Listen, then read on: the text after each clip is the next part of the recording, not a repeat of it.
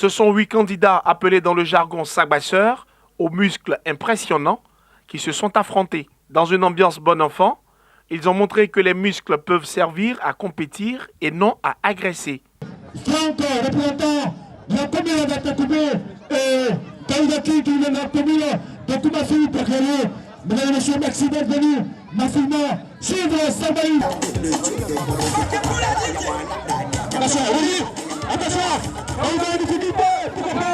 Il s'appelle Daoudaki, appelez-le Daouda King, capitaine de l'équipe de Sagbali de Koumassi et champion de cette discipline. Le Sagbali, ce sport de combat à la sauce ivoirienne, avec ses règles et son vocabulaire particulier, d'où vient-il? Comme je dis, le Sagbali, c'est un sport traditionnel. Alors, le Sagbali vient du mot Sagba.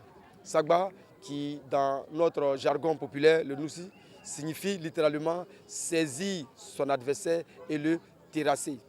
Et donc, cette pratique est déjà faite dans nos régions, surtout à l'ouest du pays.